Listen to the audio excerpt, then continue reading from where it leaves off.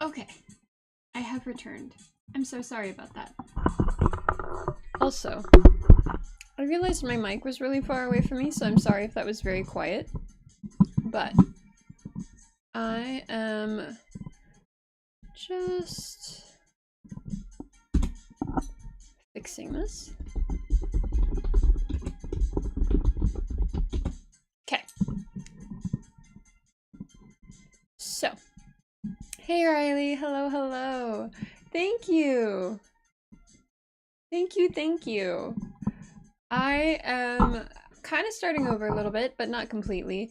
I had started my stream. I made it for 17 minutes and 21 seconds before my internet cut out unexpectedly, the chat cut out, and then I was kicked offline. So I am kind of going for a second attempt on this conversation. Sorry about that. I had not realized that was going to happen, but here we are. We live and we learn, and we try and fix things as they happen.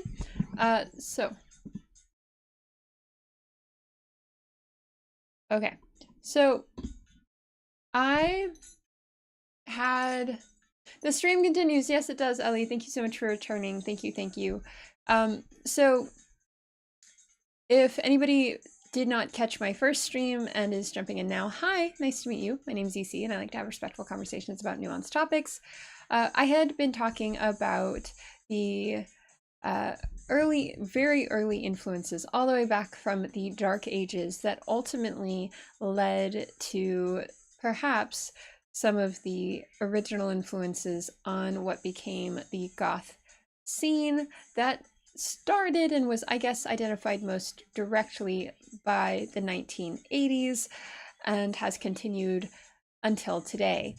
And in that earlier component of my stream, I was discussing the Ostrogoths and the Visigoths and their role in the destabilization of the Roman Empire, and how that had gone on to actually influence many social and aesthetic influences from the Dark Ages through the Victorian eras and the kind of original creations of what is understood to be now Gothic literature and Gothic romance. And we had kind of just started talking about how those stories and eventually, and this is the part we hadn't quite gotten to,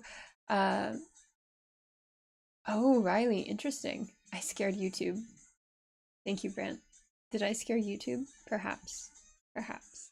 But we had been kind of exploring how those early literature influences ultimately led to the development of aesthetic influences in early film media and the costuming of those eras that also affected the eventual clothing decisions of the Goth subculture, which is the core discussion point of today's stream, which is about Goth fashion and how it's I guess, evolved over time and shifted. Riley is saying, I bet Motley Crue inspired a lot with their makeup looks, and assume that Kiss, Motley Crue, and Twisted Sister makeup looks had some influence as well.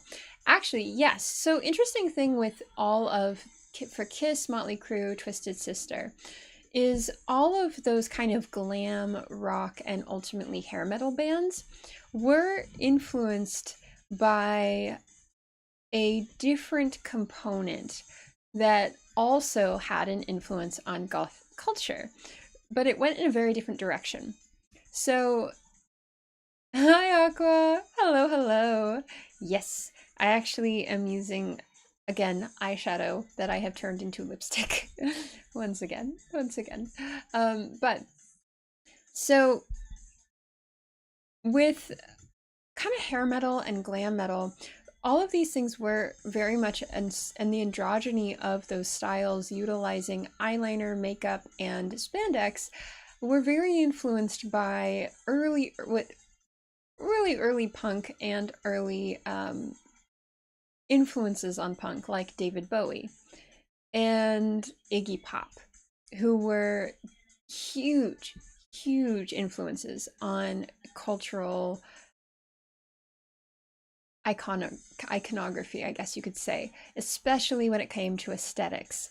Now, what's interesting is David Bowie, we kind of discussed this a little bit in our last discussion about seminal goth films, and that was that David Bowie is somebody who somehow is able to be involved or a huge, huge influence on so many different aesthetics, so many different kinds of styles that it is impossible, I think, to ascribe one specific aesthetic to him, although he is most often, I think, associated with, I guess you could say like glam.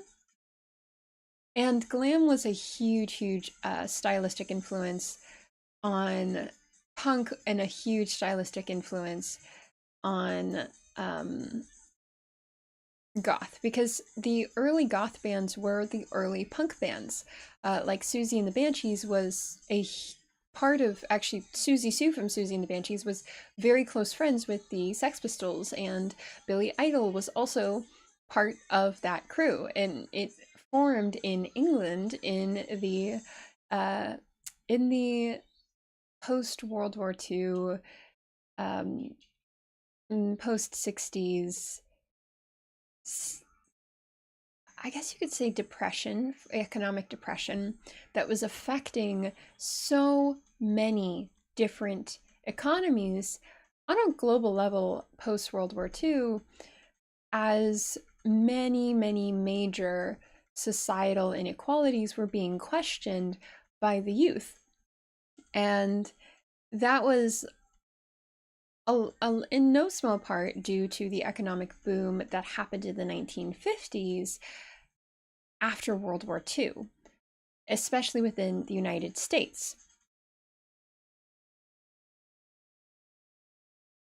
Ellie says, my theory is that David Bowie came from the same universe that Bill Cipher came from. Okay, hold up a second. I am not immediately recalling who Bill Cipher is. I have to look this up. I feel like I'm going to feel very silly once I see who this is. Oh, Gravity Falls. Okay. I see. Yeah, that makes sense.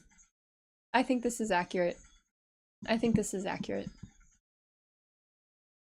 Okay, that's hilarious. Um, I like this idea. I like this idea. But one thing we had been kind of exploring was how various economic instabilities and social changes had a huge effect on pop culture, which led to the creation of musical responses like punk, which led to what was originally called post-punk and then posi-punk or positive punk, that was ultimately goth music. And seminal artists that are included in, I guess, the goth arsenal are, of course, Susie and the Banshees, Bauhaus. Later on, you have oh my god, the Cult. You have the Damned, which were another very iconic punk band that the lead singer Dave Vanian had a huge, huge, huge effect on goth stylings as well, because he kind of took on more of this almost jester approach and then a Sweeney Todd look that had huge effects on the goth stylings. But also he looked a lot like a bat, and he just definitely encapsulated, I think the band in total encapsulated all of the different kind of aesthetic responses to cultural changes that were happening in the mid to late 70s and the early and mid 80s, that absolutely cemented what goth is. So Brand is identifying the economic problems and stagflation of the 70s also were a result of a conflict with Iran. That's very true. A lot of the attempts to economically colonize West Asia for oil done by Western nations, especially like the United States, had a huge effect on the politics and financial stability of people throughout the world. And it had a huge effect due to the rise in conservatism in response to the hippie movement of the 1960s towards certain types of politics. Like you have Thatcherian politics, which is what hugely influenced the punk movement. Because with Thatcherian politics in England, Margaret Thatcher was a leading figure of the conservative movement and the new conservative movement that has had influence until today when it comes to what is seen as acceptable on a governmental level and what is something you can speak against on a governmental level. There were a lot of huge conflicts that were directly affecting the most impoverished members of Western European countries that led to a lot of disaffected youth not being able to realize the dreams of their parents or fit the standard conventions. So you did have the punk movement, which was born in the mid-70s, and I think typified the most iconically by the Sex Pistols, where you have a very, I guess it's kind of identified as a more aggressive and reactionary response to those inequalities and the very real conflicts that were leading to the loss of life and stability for so many people throughout Western Europe. That definitely had a lot of ties to the overarching global conflicts happening throughout the world, as many, many different governments were trying to change what was seen as acceptable on an economic level post World War II, especially because there was an interest in destabilizing the conventions that had led to the rise of Nazism and fascism in Italy, in Germany, obviously in Italy, and ultimately as well in Stalinist Russia. So you had a lot of people who were wanting desperately to explore an alternative way of existing that was not fully devoted to capitalism, colonialism, and the inequalities that that produces. So you had people who were interested in exploring the possibilities of something else. And you also had a lot of disaffected youth who had been raised by people who had been through World War II and had not gotten any kind of sincere veteran support or care and were struggling, I am sure, mentally in the aftermath of such horror, who were trying to just, what's the word? Stiff upper lip it and make it through. And so you had a lot of, of course, the 60s were an obvious response to that, and the hippie movement and the desire for a actual sincere civil rights movement within the United States. All of that, you might be like, what does this have to do with clothing? All of it has to do with clothing, because the kinds of clothes that people wear and their decisions to be a component of larger society is very much reflective of whether or not that feels like a possibility.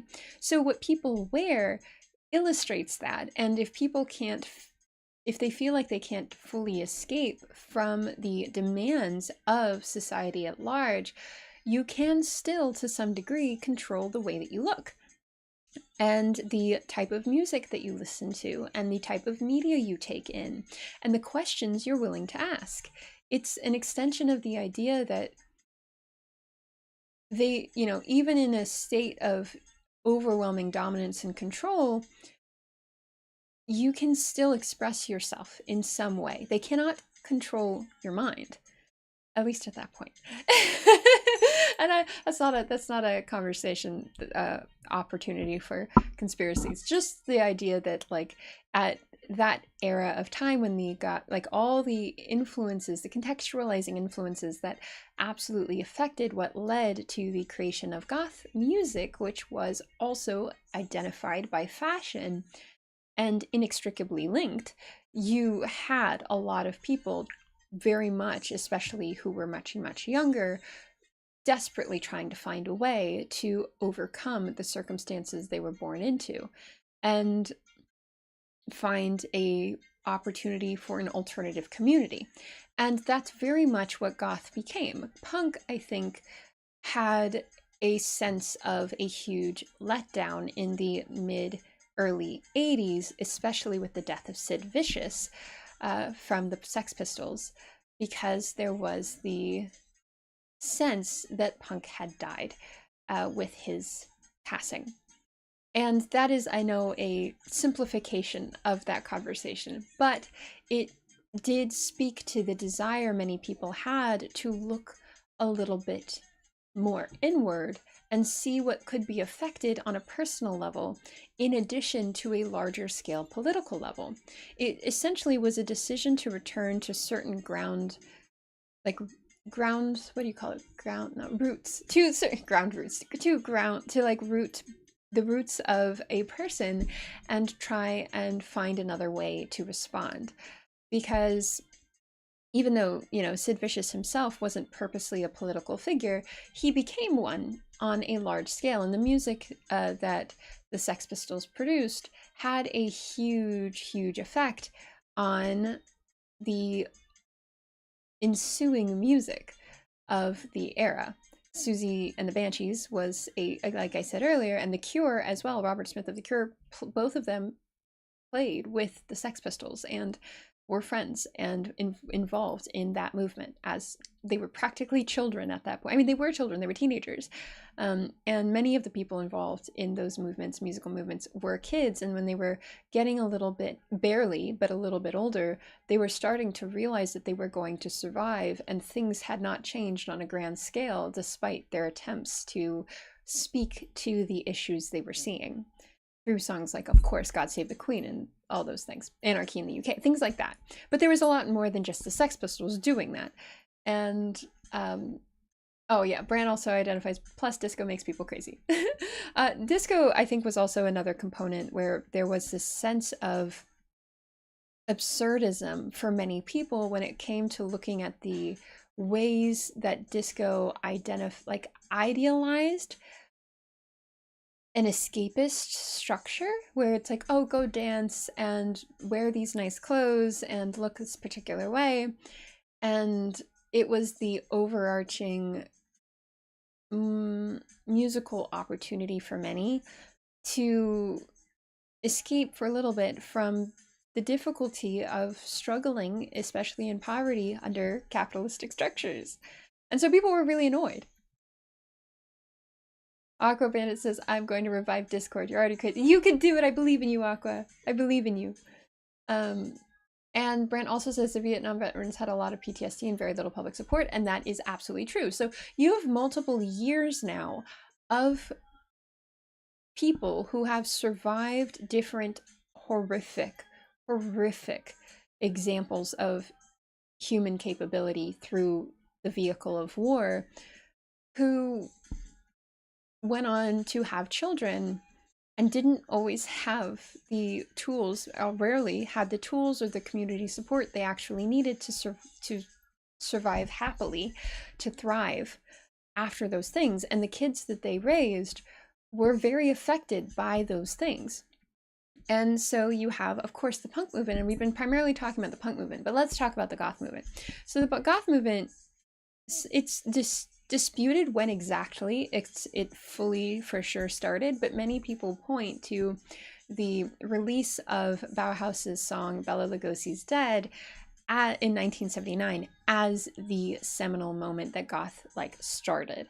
And it was kind of, punk seemed to hand off in a way, again, contested way of saying that, but in a way seemed to shift culturally where there were opportunities for people to develop more in the goth genre.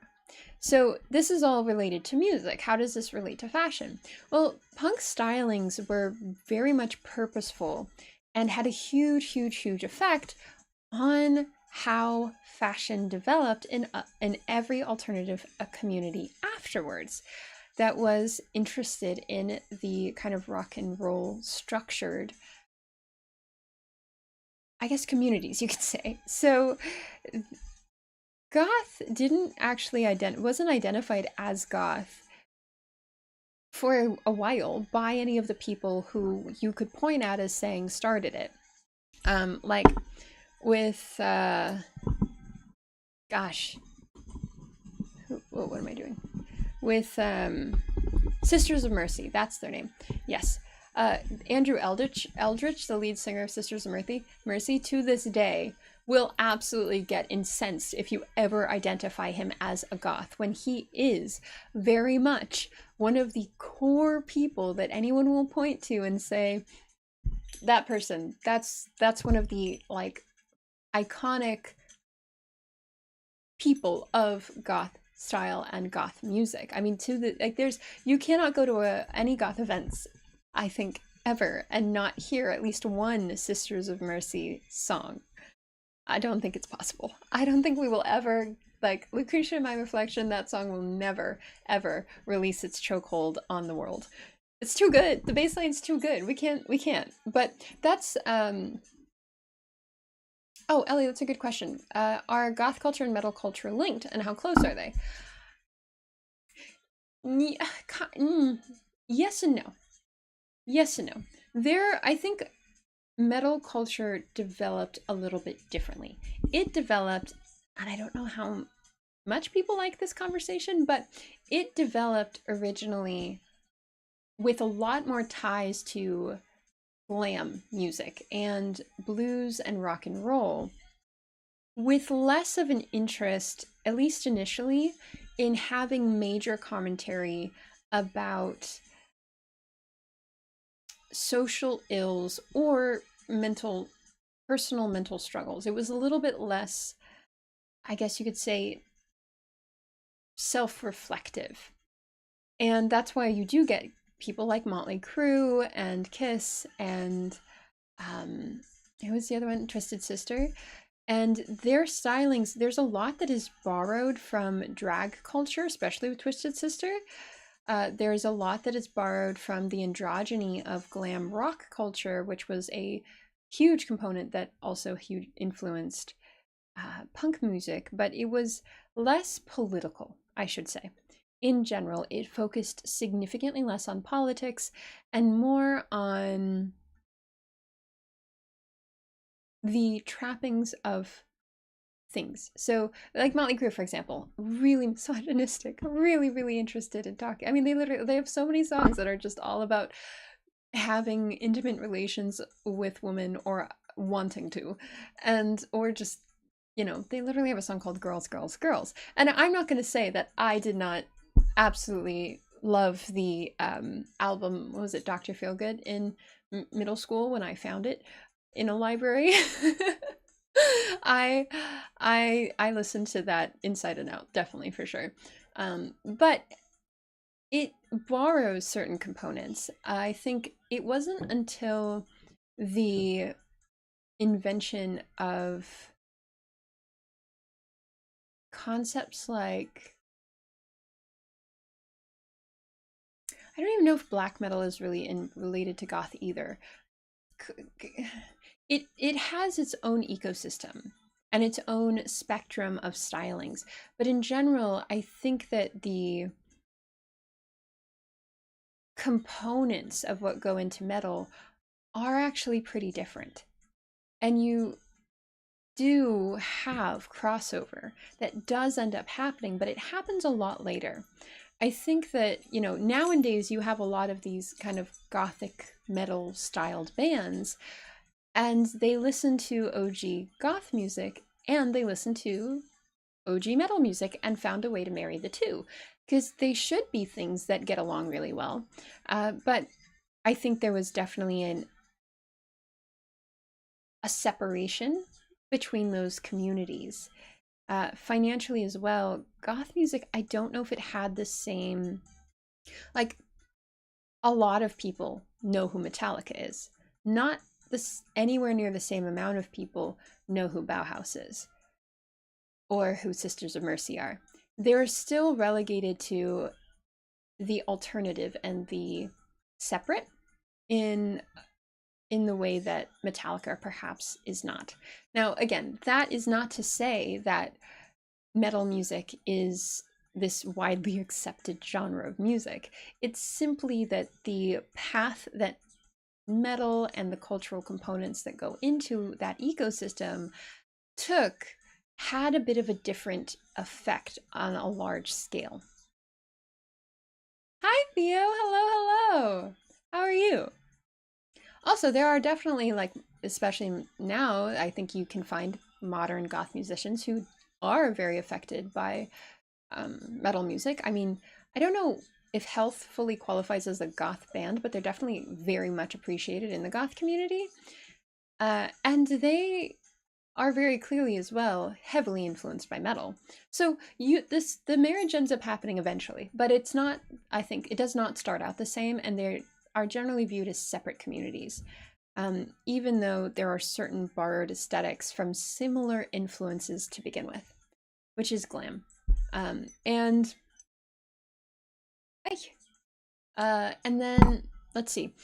The stylings that led to what now is seen as trad goth, which is kind of the lighter or white face paint and face foundation colors, regardless of your natural skin tone, as well as the very dramatic eyebrows and the connected lines between eyebrow to all the way down to the nose bridge and over, which is very reminiscent of Egyptian stylings, came largely from Susie of Susie and the Banshees.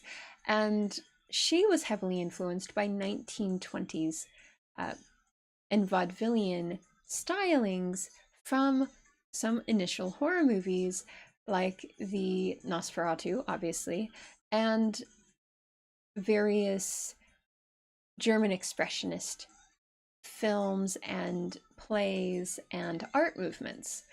So, Aqua, you've learned of goth country music. Ah, yes, it is a thing. It is a thing. It's called rockabilly.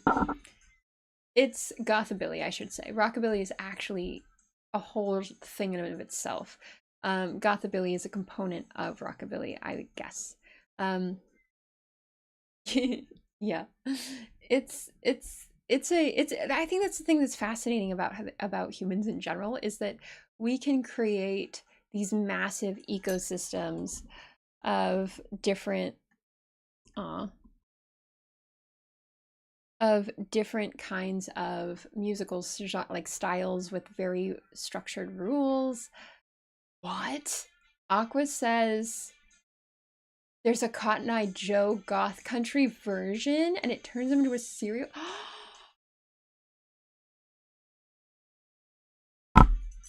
Okay, where's internet? Internet. Oh my god, what?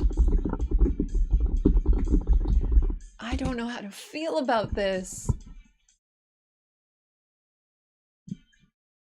The murder ballad?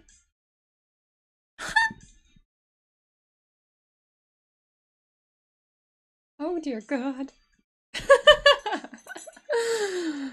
Oh, wow. Human ingenuity never fails to amaze me. Brand's asking about AC/DC. It has some dark overtones. I personally would not qualify AC/DC as goth, but I do. I think it's okay. So maybe we should look into some of the stylistic components of goth as well. Like, there is rock and roll, which I think AC/DC is pretty firmly involved in. There is a lot of emphasis in rock and roll on guitar-based music.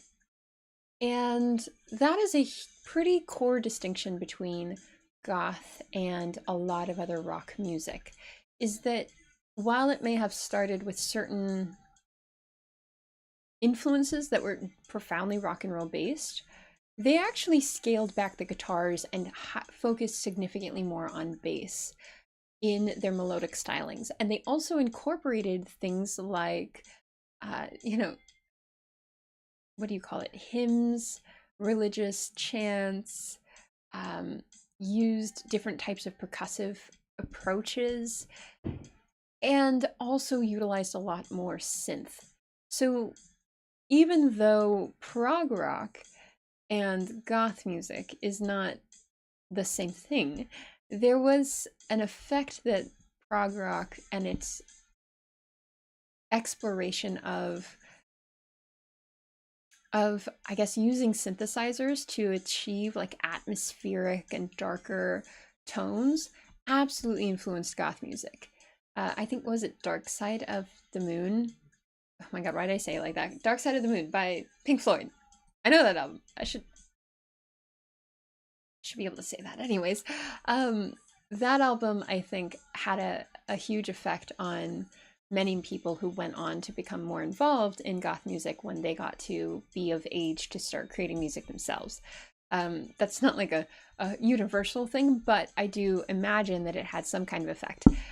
So either way, you have this shift musically that also shifts the stylistic elements of the fashion, where with punk you have this very intense DIY structure of also having a lot of kids who were unhoused or living in spaces where they were often out of the house for extended periods of time. And so they had to be able to wear clothing that they could keep for a while. So you see a lot of people leaning towards leather. You see a lot of people leaning towards using DIYing their own clothing out of whatever they could find. And you see that happening even more, again, as well in the goth community and the goth aesthetics, except there is a significant interest in replicating morning Victorian fashion, because in a lot of what influenced gothic music in the early days was art like German expressionist films, gothic literature, which had a lot of this kind of idealization of dreary, alienated landscapes that were oppressive in of themselves, and nature was a character, and the castles involved were characters as well. That is why I did bring up the Penny Dreadfuls earlier, and the way that Gothic architecture was seen as like this kind of low class, but also crumbling, haunted, and dangerous component of a counterculture all the way from the Dark Ages throughout the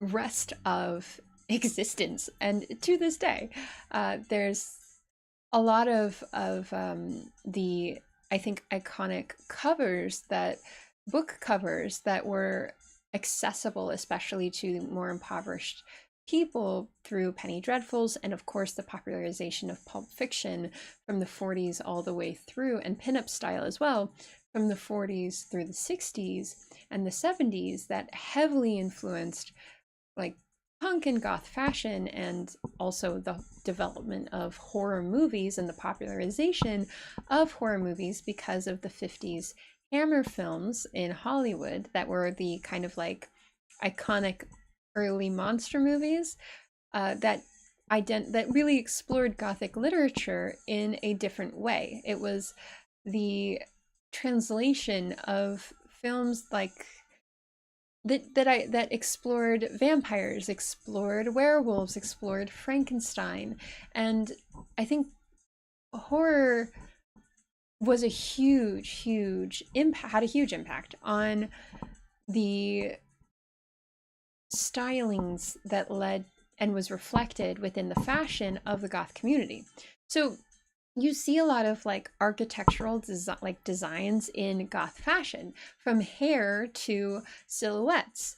You see a combination of Victorian aesthetics and Victorian era literature, which was I think, a period when a lot of people fully identified Gothic literature as being a thing because of Stoker's Dracula and it being published in the Victorian period, as well as Queen Victoria wearing mourning dresses in all black that made it a lot more accessible for many, many people on a stylistic level to wear all black, because it used to be very expensive to have clothing that was all black in the first place, especially in Victorian era in England. And all of the kind of like lace veils, the corsetry, the gloves, the jewelry, and the use of especially jet in jewelry, which is a type of petrified wood that has been treated and I guess shined until it's this beautiful glossy stone-like color. It's amazing, but it was very popular when Queen Victoria went into her mourning period, which lasted for the rest of her life. And as a result, Queen Victoria was the influencer of her time, royals were. And so that affected fashion and also affected, because she was grieving and in mourning, affected the kind of media people made, which affected literature, which affected plays, which affected fashion going on for a very long period of time. And by the time the Goths came around in the early 80s, late 70s, the desire to explore that kind of grieving of the world and find solace in it and comfort without it being this taboo thing was significantly more popular and definitely embraced by the community. Musically, the music was a little darker, a little more introspective, and that was reflected in the design of the fashion. You had punk aesthetics heavily influencing what created goth stylings, especially trad goth stylings, but you kind of mixed the leather with lace from the Victorian era mourning clothing designs. And you have like a whole stylistic component of goth where people are very strict in wearing full Victorian fashion, with the whole like crewlines and the full skirts and the very specific kinds of shoes, makeup stylings, clothing stylings. And you see this combination of like Susie Sue inspired makeup with full Victorian styles. And there was definitely a combination of, I think, an exploration of horror in all of that had popularized due to Gothic literature and then pulp novels creating these different covers for their stories that were financially accessible by a large mass of people, especially more impoverished people, that combined ultimately smut with these very kind of intense horror stories and horrific stories, always set in castles. You always had a very buxom woman running from the castle in the middle of the storm in the middle of the night, it's trying to escape some type of brooding, dangerous male person who wanted to possess her in some way. It wasn't, yeah. So you definitely had a lot of that influence the way that fashion developed. And when those stories become a opportunity for creative expression for the next generation, you get to see how it changes as people's access to different kinds of fabrics change. There's an intense DIY interest with goth fashion in recreating and making your own clothes, and also focusing on creating styles that are a little bit more stylistically influenced by royal fashion from Victorian era England. So this is a big like circle that I'm going through, but like that combined with media from the silent film eras and German expressionist films, and which borrowed heavily from Gothic architecture from like the Visigoths and the Ostrogoths we talked about earlier, all of that ends up heavily affecting the stylistic influences that led to where we are now. So I think one reason I wanted to bring up as well the architecture is because it shows up again and again and again and again in the stylings of Gothic media. You see it in music videos, you see it in even in jewelry, you see it in the structure of clothing with the corsetry and then the kind of voluminous components that feel very ethereal. Brant, are the dresses behind you my design? Oh, I made this one. This one is actually a thrifted piece and then something that I actually got in Japan when I went to a store that I was really excited about. It was the Goth Lolita store that I was like, ah. And so this is one of my things that I got from Japan. So it's actually a top that is combined with this kind of flowing skirt that I thrifted. Yeah, I made the one over there, this one.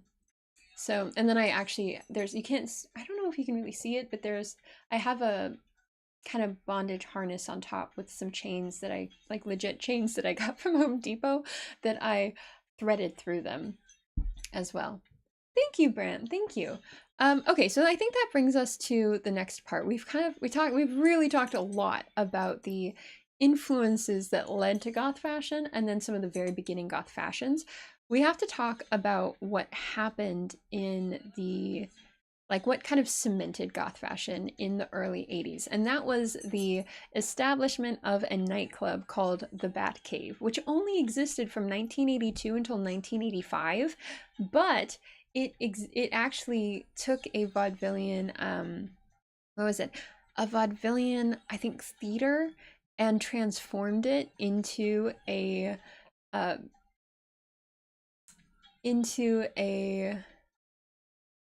nightclub, and it was covered in leather and lace, and it would play, and it was the place, especially in London, it was the place to go to find music and your community, because back in the day before there were phones, people would gather at specific clubs, and those clubs would become the places that fashion developed, community developed, music was centered, and it was like you wouldn't like check to see what your friends were doing. You would go to the club and see if they were there. So because you couldn't really always contact them easily in the days before smartphones. So it was a very different sort of community structure. And Brant says, always love Home Depot. Never used it for fashion. Yeah, I will say I did make that a while before I found out how awful Home Depot is. So now there are no positive ways to get chains. There's still Ace Hardware. What am I talking about? But anyways, yes, actually, that's the thing is like, I guess I could have probably tried to buy a something online, but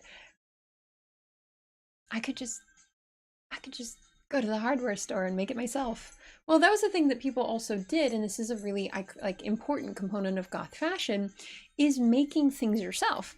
I think I shared this last stream, but like my partner Saint has grew up in like punk and goth communities, and he was telling me about some of the ways that he used to make things, because it was just taught to him that you don't necessarily buy, because it wasn't possible. There weren't any, Hot Topic didn't exist. I mean, it started in 1987, but it wasn't necessarily like accessible, and it was also far more expensive for most people than people would have the ability to go and shop today.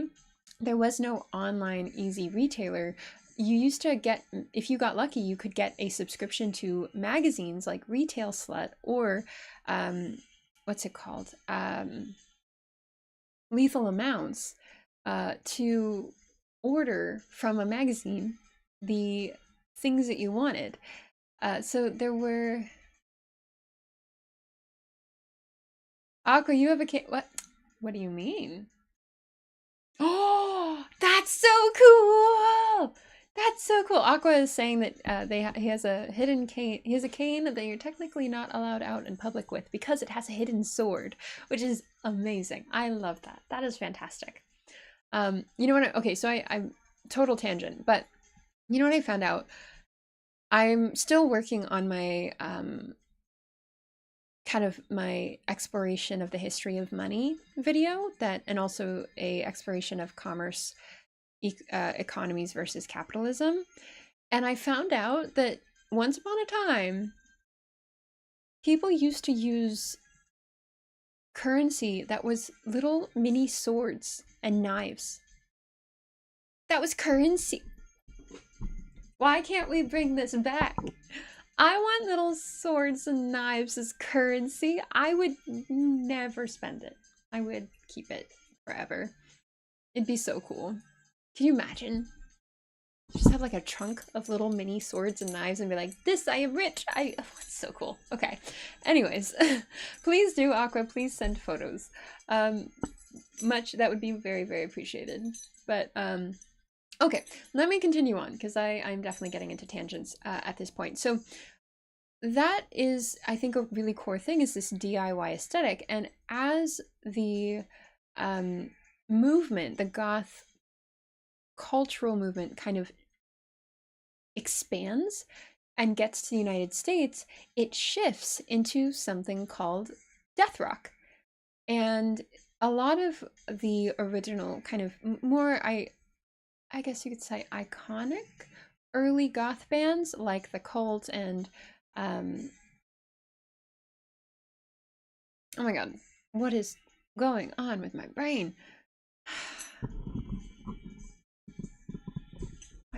Why do I always forget this band's name?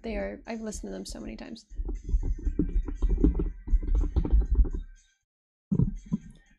Ay. Sisters of Mercy. I can never remember their name. This is the stupidest thing ever. Okay, so Sisters of Mercy came out in 1988, and they were also, again, like the Bat Cave that I was talking about, that club was the kind of solidification of the scene as a full community and scene with its own distinct elements that was separate from punk and separate from metal and separate from glam. And there was absolutely a tendency towards darker clothing, more introspective lyrics, less guitar and more bass in how music was structured, the incorporation of aesthetics and iconography that were religious, as well as from Gothic literature. So all of that was blending together. And you had this band named Christian Death that started in the early mid 80s in Los Angeles, actually. And they created a new structure of music that was called death rock that kind of started creating its own stylings. And so you see this fashion that did, I think, take in a little bit more from, it was like the kind of, there were components that had punk, far more obviously punk aesthetics to them, but you do again see these, they're called death hawks, so these big fluffy mohawks, and these things called doinks where you have these long bits of hair where you might have shaved on the sides and then long bits of dyed black hair or dyed hair on the sides. You have more androgynous styles that show up consistently in goth stylings, where androgyny is a huge component as well. You have the opportunity for everyone to wear makeup, everyone to wear dresses or skirts if they want to, fishnets, leather, lace, safety pins, metal fittings, chains. You see a lot of aesthetic elements borrowed from even, I guess you could say, Asian and West Asian cultures and South Asian cultures. So you see people wearing the kind of nose chains that you see a lot in South Asian cultures, but in a different style. It's done with kind of wallet chains instead, and you see piercings. You see the an opening for styles that have a very structured look to them, but also allow for profound androgyny because you're utilizing things like corsetry, you're utilizing things like fishnets and leather to shift how a silhouette can look. And there's a lot of interest in having almost these kind of sleek and alien-esque silhouettes while also still giving space for flowy dresses and a kind of whimsical, dark, ghostly look. So you have like styles that are more inspired by Gothic literature and vampiric stylings and fashion from movies. Bela Lugosi from Dracula, the the early Dracula from the, was it the 40s? Let me see when that came out, actually. But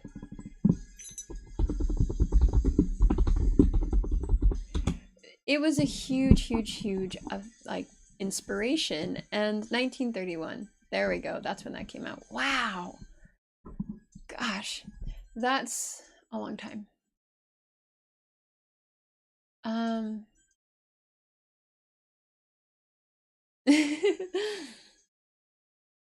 Brant is saying this doesn't sound comfortable. Well, okay, so here's the thing that's interesting, is it's actually extraordinarily comfortable.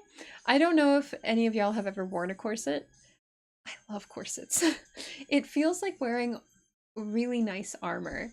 And it does also help you sit up straight really nicely.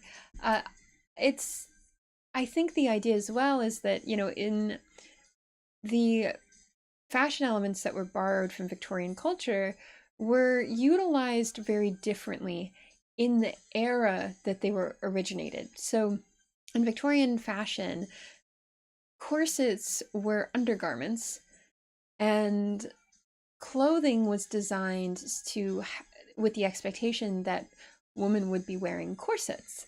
And so there were certain stylistic attempts to really show how a waist is minimized utilizing corsets. And so a lot of goth fashion really liked to take those components and turn them on their heads. And it, I think, was definitely an exploration of ways that, especially in the, I think, 70s and the 80s, clothing styles were tending in a very different direction, especially for men. Clothing was a little bit boxier. It was a little bit bigger. It was more, it hid more of your silhouette. And so to fully display your silhouette, especially if you were a masked person or a man, that was very contrary to what was seen as masculine.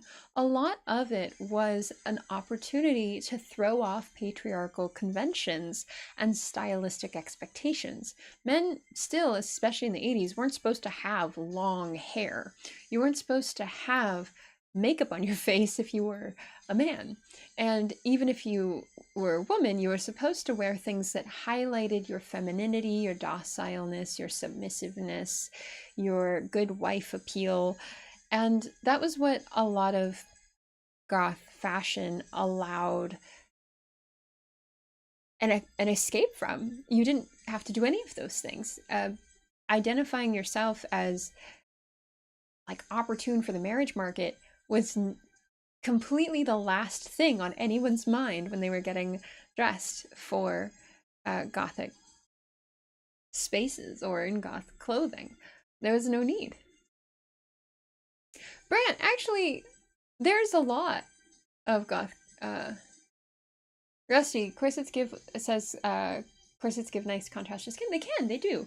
And then Brand is also asking, aren't corsets hard to breathe in? No.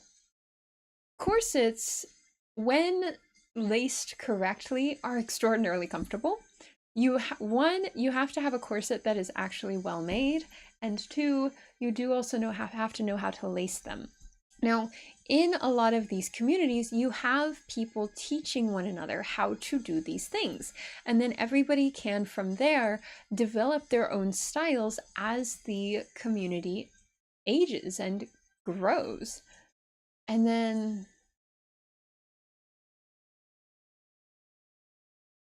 oh, oh, Aqua. Aqua's saying, when I had long hair, all the girls wanted short hair and bald guys. Now that I'm bald, everyone wants the long haired men again. Y'all cannot convince me the universe isn't against me.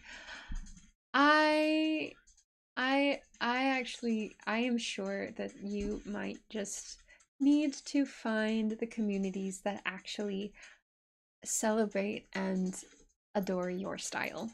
Because I do think there's, a healthy representation for women who absolutely adore bald men. So, I mean, I see it in every community. There's a lot there, but and then Brandon's saying, I've never seen a male corset except on Marilyn Manson. Aha, Marilyn Manson.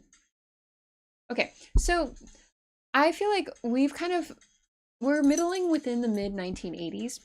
We've kind of talked about trad goth, and in the mid 80s to the late 80s, you see a big shift stylistically as things shift a little bit towards kind of American structured music spaces and community spaces, and a lot of the original goths were getting a little older, and musically you see a shift on a large scale towards what is seen as acceptable within goth and what is not.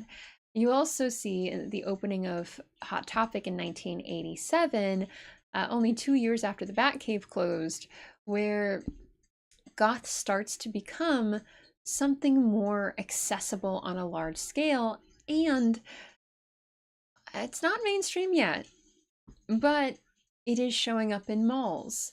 So the fact that it's showing up in malls, which in the 1980s in the United States especially, mall culture is impossible. I can't really fully wrap my mind around it because it's never been a thing for me, but mall culture was huge in a way that I can't even begin to fully ideate. Like, mall culture was a representation of America, I think, from what I have gathered.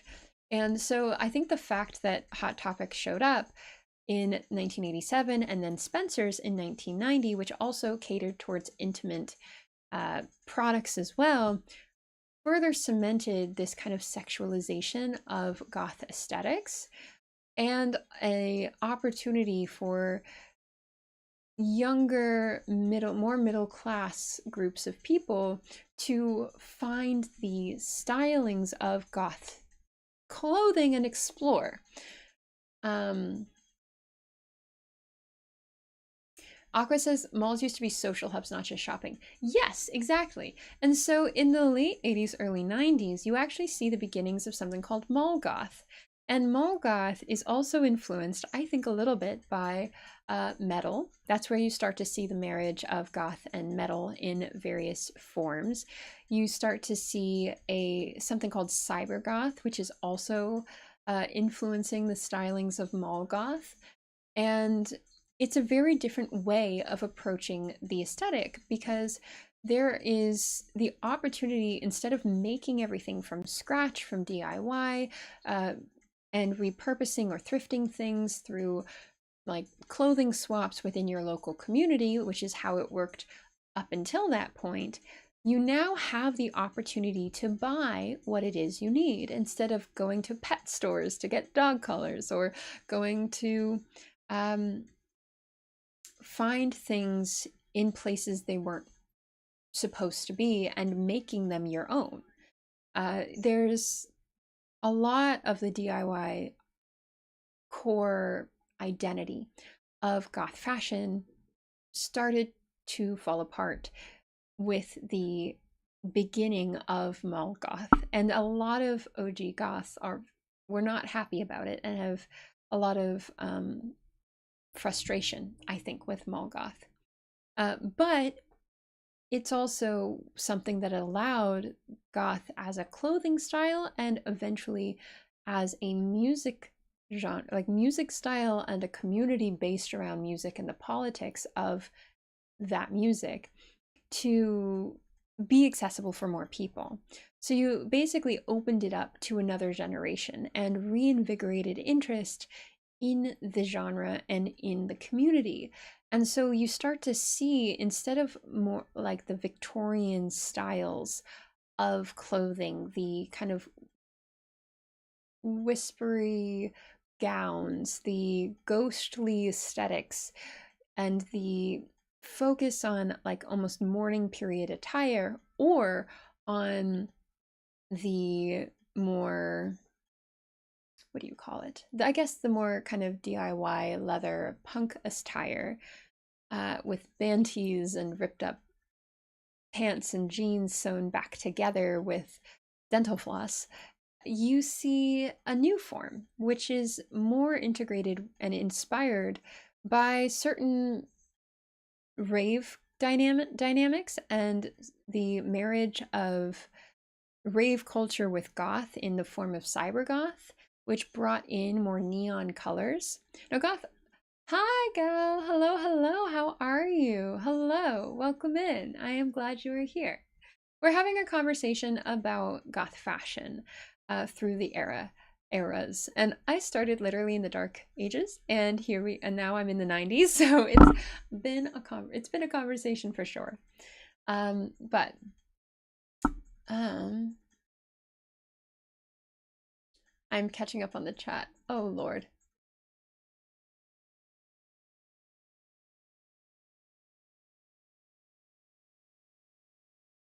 I mean, Aqua, I understand that, but I will also hope to remind you that, like, dating in your 30s is hard, but you will find the right person for you. And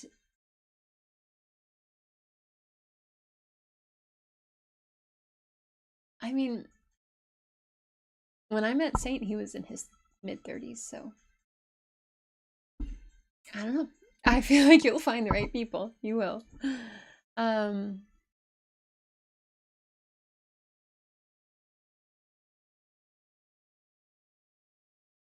I understand. I understand, Aqua.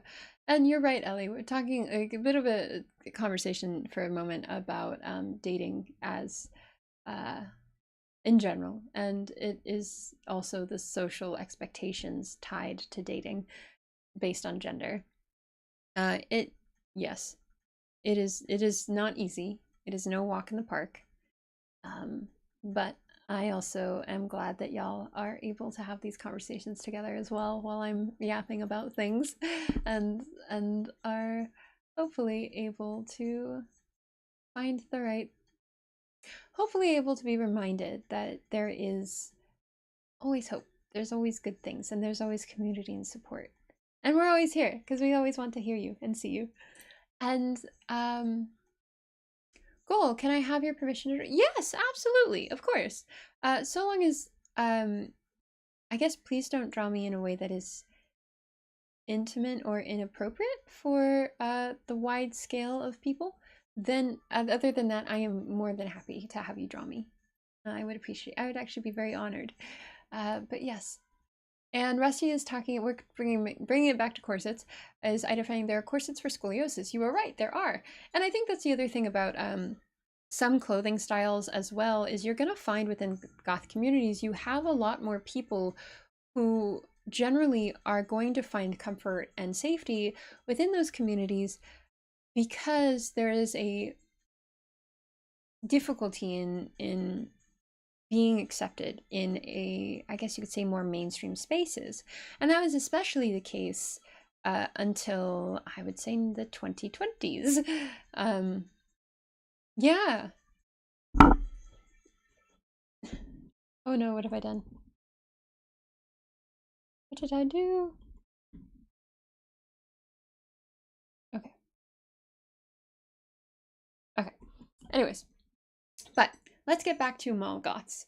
Mall Goths also, you saw this shift musically where industrial music started to take over a lot more, and there was more of an exploration of the overall fear that was starting to affect society as a whole in regards to technological innovation, the development of the internet, the frustration with various political happenings, especially within the United States, in the way that we were involved in West Asian politics and affecting a lot of, in the Cold War as well, um, coming to a end in 1989, 1990.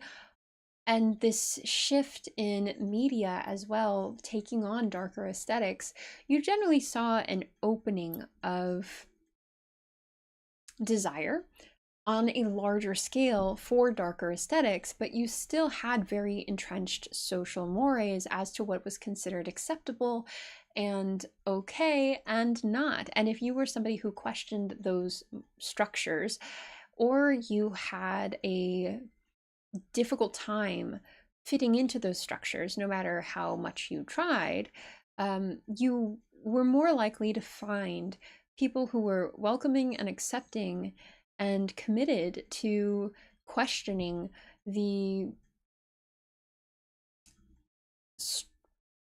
how should I say this?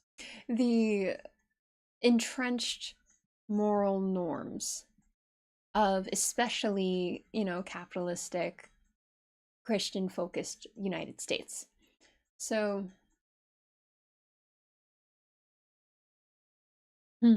I love what I'm seeing in chat. This is beautiful.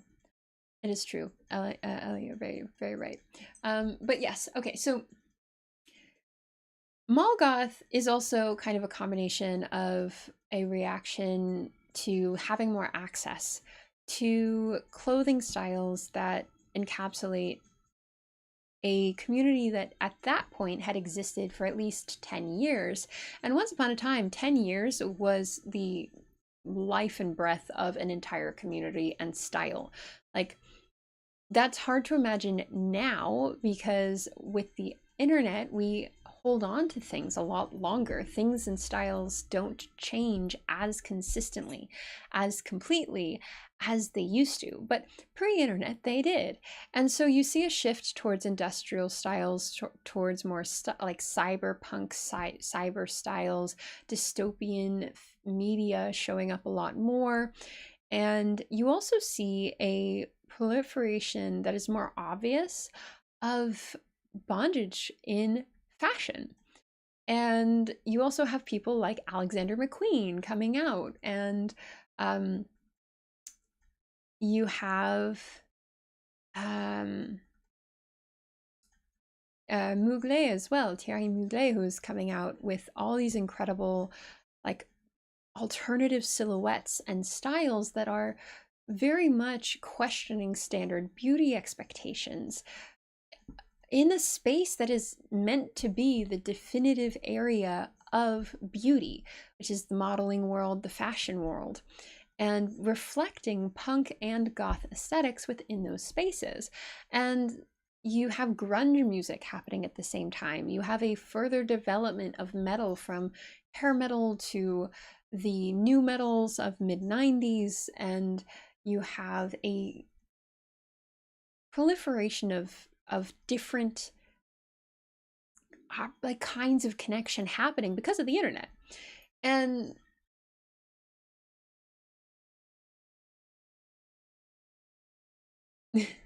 and you also have a lot of just change happening. So in the 90s, you start to see more of a shift towards death rock and a lower, like, stylistically, a lot of traditional goth styles simplify. You see a lot of people who maybe grew up with more intense goth styles having to enter the workforce and figure out how they're going to make a living as a full adult in an environment that doesn't really give space for that. It doesn't give space for difference. So you see the rise of things like corporate goth, or corpo goth, and you see like ways that the scene is constantly shifting. You see an interest in taking on of certain rockabilly styles, Betty Page hairstyles, 1950s styles, but in a very decidedly dark fashion. You see a modernization essentially of Victorian mourning clothing into significantly more accessible styles of clothing, and definitely represented by corporate goth. And then, of course, you have Tim Burton, and you have Lydia Dietz from Beetlejuice, and you have um, Nightmare Before Christmas, and you have which one is that called, Corpse Bride. All of these movies that are raising a new generation of people to view goth in a bit of a different way. It's a bit more of a, what do you call this, a creepy but cute sort of structure. And this new musical style starts to develop a little bit more heavily, where you have dark wave and cold wave, and um, a stronger focus away from industrial onto, especially in the early 2000s, into um, what do you call this? Like synth-based music. And you can see that reflected right now, absolutely.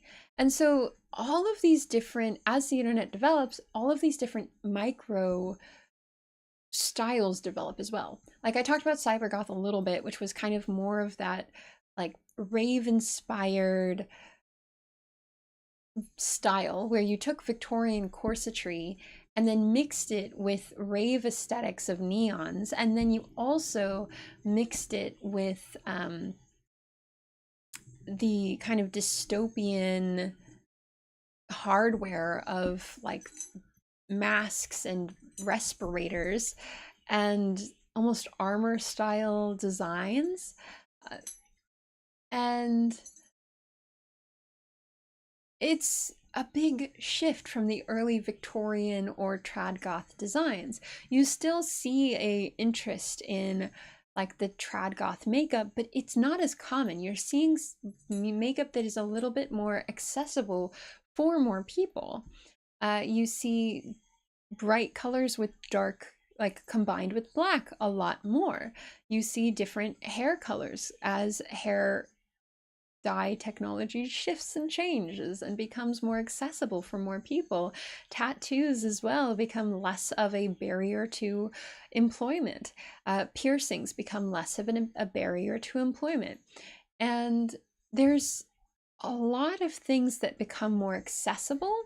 And then you also start to see by, I think the mid 2010s, you see a decided shift towards dark wave synth based music that incorporates aesthetics from everything from The Crow, which has a lot of bondage style aesthetics, to also the Matrix's technological focused bondage and latex styled aesthetics, to Victorian fashion, all combining into the same scene, where you can have somebody who comes in looking like Neo from the Matrix to the same space where you would have somebody with a full cream-lined skirt, the umbrella, the top hats, the veils, the gloves, all of it, all at once. And they might even be listening to the same band. And you have a new generation of goth musicians who are carrying the music forward and exploring it in different ways. You have different musical genres that qualify, I guess, under the large scale banner of goth. So you have, cyber goth, corporate goth, you have trad goth, you have this kind of vampiric focus style goth that is a little bit more Middle Ages in design, more Gothic literature in focus. Which has definitely given a lot of support from a new interest in vampire movies that really exploded in the mid 90s with Interviewing the Vampire from 1994 and Blade, and all the movies we talked about last stream, which I have a whole list of in the description now, if you are curious. You have a lot more filmmakers who are exploring these darker concepts and hiring costume designers who are going to make clothing that fits that aesthetic, and that then influences the aesthetic opportunities and inspirations for the next generation of people. 1992's Bram Stoker's Dracula was a huge one. The armor in that, oh my god, oh, still to this day, one of my favorite, if not my favorite costumed item ever made. The Cell from 2004 with J-Lo and Kingpin now. He's Kingpin now, but what's his name? Vincent D'Onofrio? Who, again, this amazing, like, very terrifying gothic horror story that explores intense fears about technology as well. So I think goth amalgamizes and takes on more and more as there's more opportunity for connection. But you also see the rise of things like emo. And as I was totally an emo kid and like a scene kid and stuff. And I was very into metal as well. And you see replications of goth stylings in metal a lot. You have extreme metal, you have bands like Cradle of Filth, you have black metal with Dimmu Borgir, you have all these different types of replications of goth aesthetics in other subcultures. And all of that is affecting what kinds of horror films get made, what types of media gets played within those films. And that then in turns affects the fashion and style of the next generation of people. And you have mall goth, which also I think gave rise to a lot of emo and then scene aesthetics. It's its own independent thing, but it definitely, Hot Topic was a huge, huge, huge arbiter of that style. And you have all these different music genres exploding that are different interpretations of what started as punk and goth. And there's major differences in the politics of these other subgenres, but they definitely do have a lot more focus on aesthetics. And that is another thing that also shifts in the mid 2000s to the 2010s is you have this interest in like kind of comfy witchy clothes, like witchy styles of goth, where you see a lot more people who are interested in, possibly because of the craft from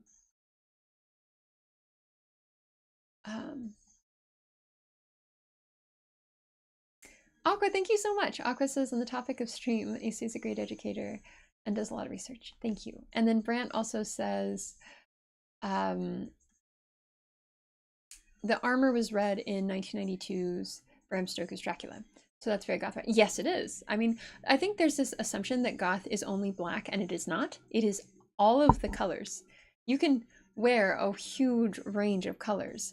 It is more the styling of those clothes. So like some of the very early goth, like who's it? Exmon Deutschland, which is an all-female kind of goth band that also was heavily involved in the punk communities. They had a range of different explorations of femininity and how they showed up in their music videos for shows and just regularly. You would have people who would wear like wedding dresses and a lot of religious iconography. And because it was the approach and the intent behind it was a huge component of what made it fit within the subculture. But yeah, and Aqua's also asking, have I seen the South Park episode of Goth versus Emo versus Vamp? I haven't. I actually haven't. No.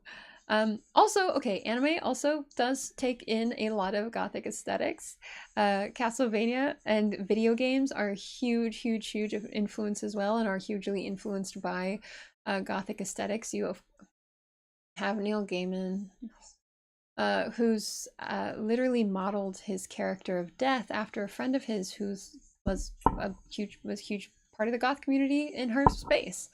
She is wearing the Ankh and the Egyptian Eye of Horus, Eye of Ra. Uh, and that is forever solidified within his creations, which Sandman is one of, I think, the most successful comic book series. Let me see. Yes, Eye of Horus. Okay. And all of that, again, you have all of these different aesthetics that are constantly shifting and changing, but there's still these core components to them. Like there's different ways to approach the original style, which I think Susie Sue encapsulated really well, but all with at least in definitely in a makeup level and a punk level. But also you have different explorations of what started as the beginnings of goth that you see now and are getting, I think, repopularized to a degree, especially trad goth, on things like social media. But at the same time, especially since I think 2020, when we had a lot of people who were, because of quarantine, at home and evaluating themselves and not having to perform as much for others, who were comfortable in exploring certain stylistic components of subcultures they probably hadn't felt safe to do before, and trying and exploring different musical styles that they hadn't explored before. And you see a lot of, especially, I think, a lot of kids raised on social media who are finding out about goth, but they're finding out about it from other people who maybe also don't know that much. Or you get an opportunity to connect to people who were OGs who've been around for a long time. And when you have that, and now you have a global population of a subculture, you're going to get a lot of different commentary about what qualifies as goth or not goth. And so you see a lot of fast fashion brands noticing this shift and making a very purposeful decision to carry designs that make achieving the aesthetics of goth more accessible. And as well, because in the mid 2010s, I had talked a little bit about there being a shift towards comfy goth, where it wasn't as much corsets and it was more just darker clothes, dark purples. There was a lot more Wiccan and horror elements involved in the stylings of those designs, which were easier to produce for larger brands and corporations as well. So you did start seeing kind of like the witchy, spooky designs showing up at places like Michael's and Target, and whenever Halloween would come around. And it made it a lot more accessible for a lot more people. And it also meant that a lot more people were exploring Gothic fashion, but maybe didn't always have the awareness of the politics behind the fashion or the subculture that it came from. And you see a rise in shifts towards aesthetics over subcultures, especially in 2022 today, where you have a lot of people who are online a lot and very involved in video game culture. And because video games also do like to explore horror elements and horror themes, you're going to see people represented in those video games who are taking on certain Gothic aesthetics that are, again, a little divorced from the political core or the community core of the scene or the musical core of the scene. So you see a lot more people who are inspired by the style. You see things like e-girl, which I kind of like, love the e-girl style, but I also recognize that it's not like it borrows from certain Gothic aesthetics, but it's not like, I don't know if you would necessarily qualify it as like a goth look, because how much of it is actually inspired or even focused on any of the politics or the components of the subculture that make the subculture its own thing. It's definitely a shift towards being able to purchase an aesthetic a little bit more than being able to create or create your own or involve yourself with the community that is in your area or online. There's a big shift, I think, in that change, which has led to a popularization of this sexualized idea of goth woman. And to the degree that Drake even wants a goth girlfriend, like that is the weirdest thing to me ever, because it's seen as like a fad versus a community that was responding on a mental, emotional, and political level to major inequality. And you see a lot of people who are kind of creating certain stereotypes and repeating those stereotypes on social media because it's sexualized and attractive. There's a bop house that's supposed to be an alt bop house that borrows certain components of like goth stylings and bondage and kink culture without really necessarily being interested in where those things come from. So there's also, at the same time, because of things like social media, the opportunity to learn more about where these things come from, which is kind of how we ended up getting here today. And I think that's, once again, one of the beauties and one of the horrors of having the ability to connect to people all over the world all of the time means that you also get to connect to all of the information available at once. And that can mean you get misinformation. That can mean that you get an echo chamber of people who may have good intentions but don't have the right information themselves, repeating it to others who don't know. Or you can get people who lived through it and were able to educate their communities and then in turn educate more people using social media. It's this Ellie says the only Drake I recognize is Nathan Drake, the famous adventurer. I like that. Oh, this was something I wanted to discuss because Brant, earlier you mentioned Marilyn Manson and corsetry. Marilyn Manson, to me, this is pure opinion in every way. Everything I've said is pure opinion, but still, is not goth in any way, shape, or form. He is infuriating. Marilyn Manson, I think, maybe originally started with intentions to explore darker elements of glam rock and nu metal and rock and roll and industrial. He used to be very close to Trent Reznor of Nine Inch Nails, and Trent Reznor actually produced one of his very first albums. But they had a huge falling out because Marilyn Manson was not a good person. And surprise, surprise. And I feel like Marilyn Manson may have taken on a lot of aesthetics of the more shocking aesthetics of goth culture and fashion, especially when it comes to bondage, when it comes to finding comfort in silhouettes that might not be seen as attractive in the normal sense. He definitely had an eye for the grotesque and for kind of darker art forms, but he didn't approach it in a way that was in any way about respect, or it was very much about sexualizing that idea and that component. So he was, to me, always missing the core element that would have allowed him to be part of the scene in any way. I know there are a lot of people who embrace him who maybe are involved in the scene, but or themselves maybe identify as part of the scene, but I see him more as a Motley Crue than Bauhaus. Yes. I love that, Ellie. Marilyn Manson is to goth culture what Kraft mac and cheese is to Italian cuisine. That is, yes. Yes, that was, yes, yes, yes, yes. And Bran always says he always just try to do shock for attention. Yeah, and he definitely, I think, is a very good exploration of how somebody utilizes alternative cultures for capitalistic gain, especially utilizing misogyny in his approach to do that under the guise of like sexual empowerment. He's a very frustrating figure.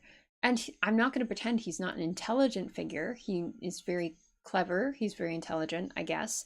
But he also, again, utilizes components of the BDSM and kink communities for his own gain versus for, like actually educating others about those communities, because I think that's the really important thing as well that you see a lot in goth culture is there's a huge overlap between like queer, kink, and goth culture.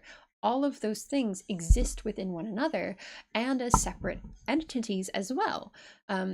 Goth culture has always been a safe space for BIPOC and queer people. It's one of, I think, consistently the few. And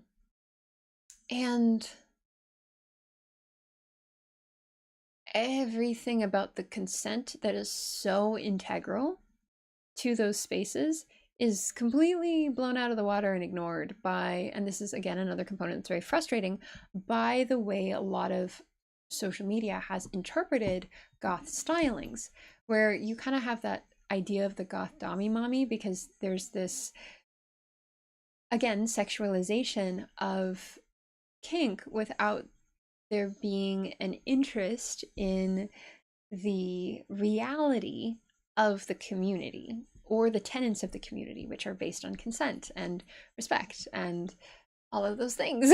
And so, yeah, yeah. Is it fair to compare Marilyn Manson to Tom Green? Who's Tom Green?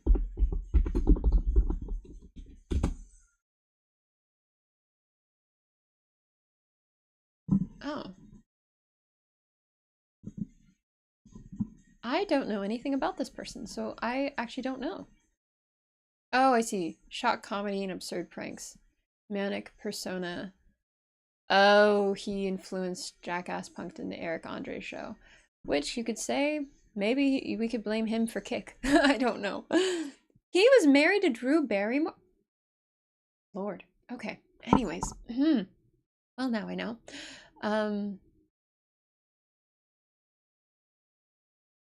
Eh, no, I'm not a fan. I think that's also another component of that I do feel is pretty consistent in a lot of goth spaces is there is a very strong, at least in my personal experience, has always been a very strong focus on consent. So even if there are bands that are interested in shocking or exploring controversial themes, they do so in a way that makes it very clear so you can choose whether or not you want to participate if you consent to being in those spaces. It's not, I think, often that you will go to a goth event or a goth space that is wellness that is going to have elements that are not consent based or do not provide avenues for you to remove yourself if you do not consent to the type of shock that they might be exploring. Whereas with what I imagine with, especially if anything like Jackass or Punked, the whole point is there is no consent for the people who are being punked or being like affected by those things other than the performers themselves. And that, anyways, that's a whole other conversation. But I think that's a core tenet of like what I've noticed about any goth community I've been in. Like fashion wise, there's always been obviously a lot of like comfort with exploring sexuality and exploring sexual expectations around bodies and even removing sexual expectations around specific body parts or components or silhouettes, while also celebrating bodies and celebrating a person's ability to be empowered in their own choices. And I do see that is with the rise of aesthetics over subculture. You can see how that is shifting with the whole like kind of I want a goth girlfriend thing and oh my god, let her step on me thing. And like I'm not going to pretend I don't chuckle at the goth girl boots jokes because I have several, and they're, platforms are a thing. But at the same time, again, there is that core tenet of respect over a person's autonomy, agency, and their ability to respect themselves, and you respecting others in any space that you share. So, yeah, okay. I feel like I've explored a lot of different components with this conversation. I know that I'm going to think of 10 other things that I have forgotten to discuss as soon as I end the stream, but I feel like I've kind of gotten to a point of being able to cover the majority of goth fashion in the terms of how it developed from one thing to the other. Now, by no means have I fully covered all of the different genres of goth fashion. I actually don't even know if that's possible because they're constantly growing and evolving and changing. I didn't touch on VK culture or VK fashion at all. I haven't touched on pastel goth at all. I haven't touched on um, a lot of different, like, you know, components of goth adjacent or goth inspired fashion, but I could always do that in a future stream.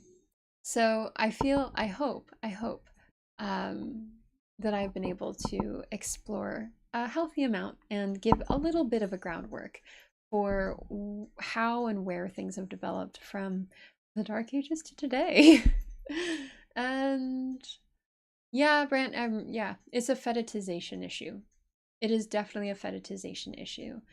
And I will also say I've noticed that consistently the figures who are identified as the most consistently attractive with the fetishization of like the goth dami mummy are generally the, like, I feel like you see able-bodied white hyperfemme woman being the most identified as like the dami mummy goal, when goth is represented by all kinds of bodies, races, people, identities, all genders. There's definitely a frustrating component there, but yeah. Oh my god, go, you did all of that right now? What? I will go explore. I'm amazed. You're so fast. Lord, thank you. That's so sweet. I'm really excited to see it. I'm really, really excited to see it. And then Ellie says, I don't understand the goth fetish. Like, these people don't want a goth GF. They want a girl in black clothing. Goth comes with a belief and a mentality. Yes, exactly, Ellie. So what you're kind of pointing at is that what most people are idealizing is an assumption that if you're a goth person, because of the involvement of bondage fetish, like fetish styles and fashion, and the interrelation and comfort of there being, like, within the goth community, within the kink community, an overlap. You can have full kink events that are goth events. You can have full kink events that are goth events as well. So back and forth, you can have those kind of aesthetics in all forms, whether or not you yourself are involved in the kink world or BDSM in any way. But because of the assumption that any person in the goth scene, especially if they're like, I guess you could say an identifiably femme person who fits conventional standards of attractiveness, that they're going to be some type of like kinky exploration for the normie guy to find and explore and have fun with and be able to treat as a sex object. Like, it's such an odd thing to me. Rusty, how did I gain all this knowledge? I guess I've been involved in the goth community since I was pretty small. Not that small, but like, not just that. I've been adjacent or taught myself or looked into these things or identified myself as part of the community since I was in middle school. And I'm also very involved in the community now in LA, so I get to see a lot of different components of it. And then on top of that, my partner is somebody who's raised full on raised in the punk and goth scenes since he was little. I mean, like he was able to learn things from people that I could never dream of because those communities had long disappeared by the time I came around. Um, and he is able to teach me a lot just based on like what his own life experience was, and then also what his um, interests are. And I have as well like my own friends who have been involved in the scene for a long period of time, um, and in death rock scenes, in goth scenes, all over. So I've been able to learn a lot, I think, through community, which has been very fortunate. And I think it's very possible to do that in our modern day and age. Like, also, I will totally acknowledge, like, one of my first exposures ever was when I was in middle school and I discovered Tank 9 on YouTube. I don't know if y'all know who that is. Tank 9 was a, like, industrial kind of, like, goth dancer who would go around LA and just do these, like, dances in public all over the place. And sometimes he had friends with him. And it was like I guess a fad at the time, but I was so like my life goal was to be in a Tank 9 video. To like wander, because people would like wander up and he would go to like Anime Expo. So you'd have all these different cosplay before I think cosplay was seen as popular in the way it is now. All these different people making their own cosplays and then jumping in and dancing with him, and it was just this beautiful celebration of like alt culture, cosplay culture, nerd culture, and goth culture, and in, even industrial dance culture. It was really cool. So that was, I think, another big one. So Ellie says, I like wearing flannel clothes, but I don't call myself a lumberjack. Nice. Nice. Uh, I, yeah. I think that so much of it goes so much farther than aesthetics. Any community that you might want to identify yourself with, I think it's really important to fully investigate that community and decide if you align truly with its politics and its tenets. And if you don't, maybe it's not a good idea to use it for fun. I mean, I think it's good to explore, it's good to try out new things. And I will say, most of the time, in 90% of the time in the goth community, you're gonna have they're called baby bats. It's really cute. I still consider myself a bit of a baby bat because I'm still learning so much, but like it's when you first learn about goth things and alternative things, and you're learning about music and you're learning about styles and you're learning about the conventions and you're learning of conventions of the community, not necessarily just conventions, and you're exploring things for the first time and learning it all and learning from essentially your elders. It's a replication of community that I think is really hard to find in our capitalistic structure now, but I really appreciate is there. So yeah, I think all of that is important. I feel like I have explored a lot, and I really appreciate you all coming back for my second attempt at streaming today because my first did end unexpectedly. So I appreciate you all so much. I'm still working on my video for my most recent video that I have been working on for the past like 2.5, 3 weeks. It takes so much research, it takes so much time. I am very fortunate that I get to do this, but I will be hopefully releasing that within the next week. So I will be seeing you all again soon. At the very least, if you are not on my Discord, I will be seeing you next Wednesday when I do my next topic. And if you are in my Discord, I will be seeing you for our watch party, which we are going to be voting on soon. So I have a couple different watch party ideas in mind, but I will see you all again soon. And well, I'm going to go check out the drawing you just did. So I'm very excited. And thank you again so much for jumping in. I hope you enjoyed today's stream. All right, goodbye. Oh, God.